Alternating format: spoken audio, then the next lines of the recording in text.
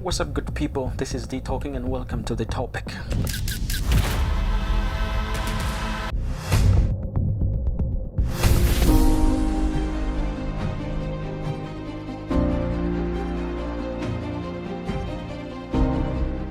Today we are still in the series of exploring and seeking the answer on this question: why currently the relationship between African and Caucasian society is shaking, is melting down.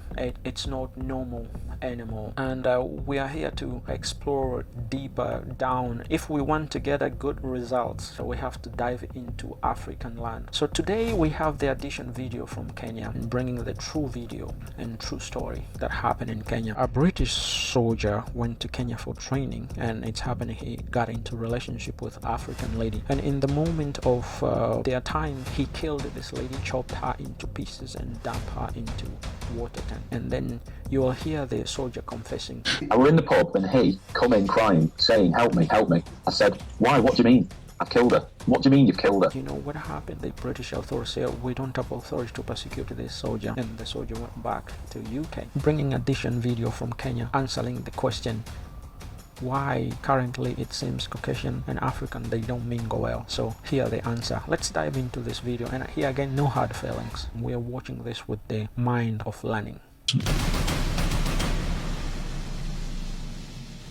Well, in Kenya, here's Kenya. Lovely country, beautiful place. I love it. I love Kenya. Well, Kenya, something very interesting happened.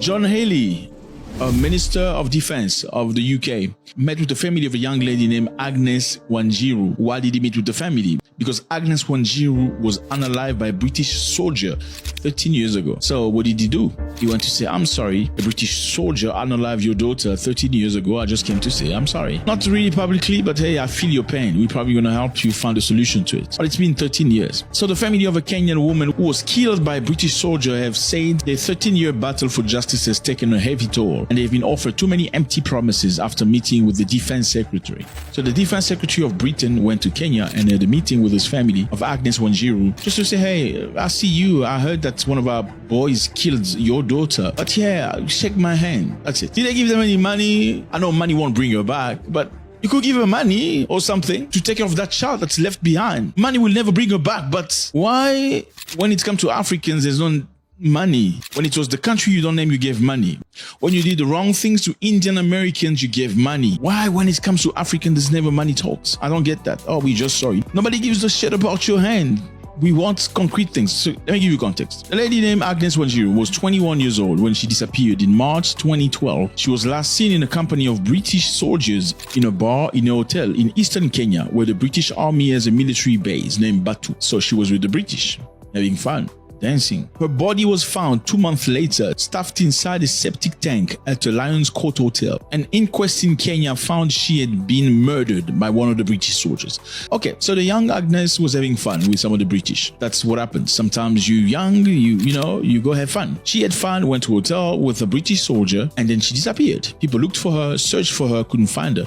Later on, they found a sliced up body in a septic tank. So somebody took time to chop the body, then put it in the septic tank. And then later on, they did an investigation. What they found out was very interesting. A British soldier was the person that was with her. In 2021, a suspect was named by several soldiers who at the time were attached to the Duke of Lancaster regiment, with one providing startling testimony in which he claimed that the killer, a fellow soldier, had confessed to him on the night and shown him Wanjiru's body in a septic tank. I were in the pub and he come in crying, saying, help me, help me. I said, why? What do you mean? I've killed her.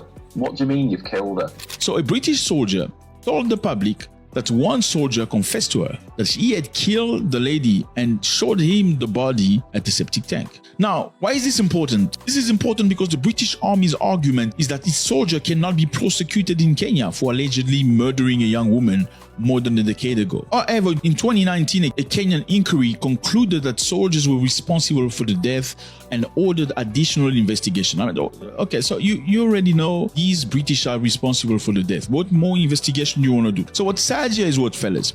This young lady that was 21 years old at the time, she had a baby that was 5 months old by the time she went to have fun with the British. She had fun with the British, went to the hotel and never came out. They found her body months later in a septic tank. But in the meantime, a British soldier soldier told the public that another British soldier admitted to him that he unalived the lady, chopped her up and put her in a septic tank. The British Army, you say you cannot prosecute this man. This is very sad. Look, there's many ways you can look at this. Number one, people are saying, why would a lady with a 5-month-old baby play with the British? It's a relevant question. However, you don't know her situation. Number one, she's independent. She's grown. She can make her own decisions. We don't know her life. Number two, it's Africa. You know, in many African places, people still live in very difficult situations. And also, we know because we live in difficult situations, many of our sisters hope to have a much better life when they date people from elsewhere, from Britain and other places.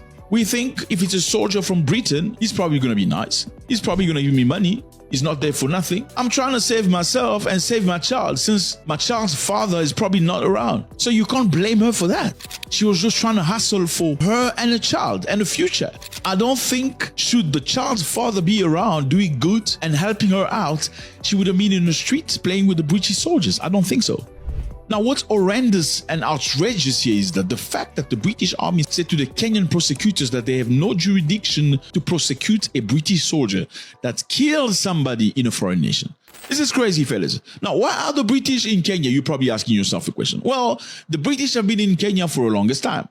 Kenya is here, as you can see, was colonized by the Brits. Yes, they stayed there for a long time. They beat people up. They even unalived many Kenyans that were fighting for their freedom. Yes, they unalived many Kenyans. At the end, because Africans like to be nice to everybody, they say, okay, cool, we have our independence. That the British said, we're going to give you independence, but we're going to stay here.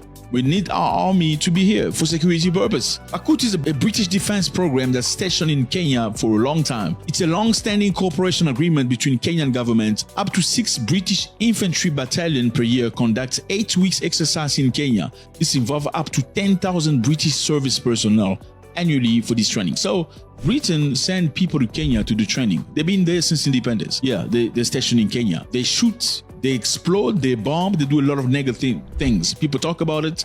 Most of the time, if you talk too loud about it, they shut you down. You can't be complaining about the British shooting you.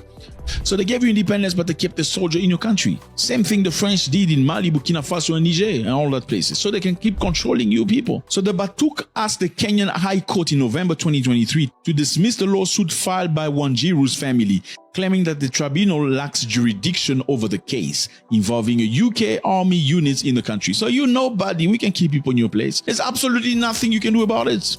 Even your government can do shit about it. So you can imagine how sad this is. I mean, I can just imagine how this family felt when they heard that a British, Secretary of Defense is coming to meet you. You're probably thinking 13 years have elapsed. This little girl's daughter is 13 years old now. You're probably going to take, charge of her studies. We, the British government, is going to pay for her studies, university. We are inviting her to Britain or sending her to the best schools in Kenya, fully paid for, We're going to make sure you have a house just to cover up whatever stuff that our people have done in your country and in your life. Absolutely not. Just a handshake. Oh, we're sorry that one of our boys unalived your daughter after taking advantage of her. Yes, because if you're going to do that, then unalive me, you took advantage of me. Because I'm 21 years old. You're still a baby, 21. Yes, you're still a child, 21. So fellas, this is not the first time the British have done negative things in Kenya. Let's not talk about what's happened before independence, because it was bad. Bad. Local people were unalived, tribes separated, child's family destroyed. Absolutely insane. We're not going to get into that. This group of people stayed after independence for training purpose, because obviously Britain needs training, somewhere in Africa. You need to train your special forces to know how to fight in the jungle and the mountains and the giraffe and the elephant and lions and stuff like that. So they have a base in Kenya that's permanent. But this base during training have done a lot of negative things. Okay, what's negative thing? During training, they use white phosphorus in this training. Crazy stuff. What is white phosphorus? It's a dangerous chemical sometimes used in chemical weapons. It's banned. I mean, let's see in the past. Defense Minister James Happy said today UK soldiers have deployed the white phosphorus mortar round on training exercise in Kenya, where conditions have permitted their use. So they can't use it in the UK, but they can use it in Kenya. He says they've used it for illumination. So for training at night, they shoot this thing in the air so they can have light. But this white phosphorus is dangerous. White phosphorus is not currently banned as a chemical weapon, but has similar effect. Human Rights Watch say it is notorious for the severity of the injuries it causes. So in other words, many times they shoot things that are not authorized. They cannot do in their country. The bottom line is, some of the chemicals they shoot during training in Kenya, they accuse Russians of using them in Ukraine. You get that? So when it's the Russians using it in Ukraine, then you scream, no, the Russians are using this. This is unacceptable. This is crazy. But these are the same things they're using in Kenya for training purpose. And damage has been done for the poor communities in Kenya. Many people in Kenya, in the poor communities, have experienced negative things, negative effects of this training, but they cannot express themselves. They've tried to take these people to court and they've been shut down because somebody's been eating money. Obviously, somebody's been eating money. So these people have been shut down. And during the training, they've killed elephants, they've burnt farms. Although there is no suggestion, Britain deliberately targets Kenyan civilians with white phosphorus. Many of its exercises in the East African nation occur on communal land, so where people live.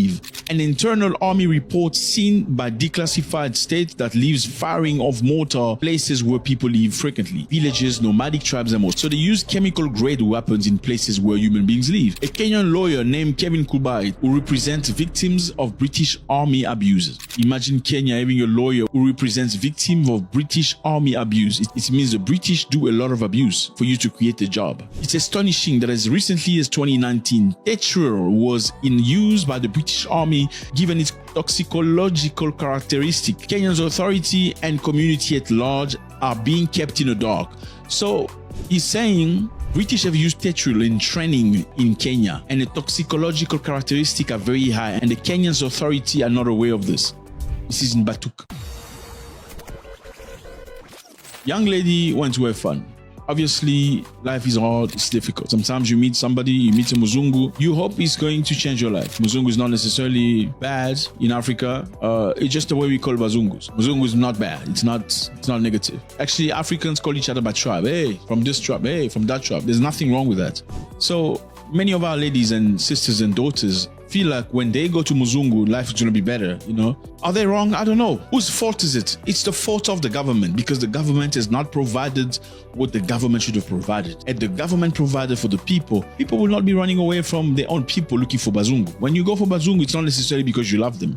It's usually because Muzungu is going to give you some money. It's usually because of that. It's not just the love. If love is going to come, it's probably afterward, after you treat me nice. Now, the young lady was trying to hustle with a 5-month-old baby. Nobody want to be in the streets. I don't think so. It's not possible. You want to stay home with your child. She probably saw an opportunity for life, for saving a family. Unfortunately, her case has been treated like a cow's case, a goat. And somebody has the guts to say you have no jurisdiction to take our boy to court for unaliving your child in your backyard and putting her in a septic tank like she was shit.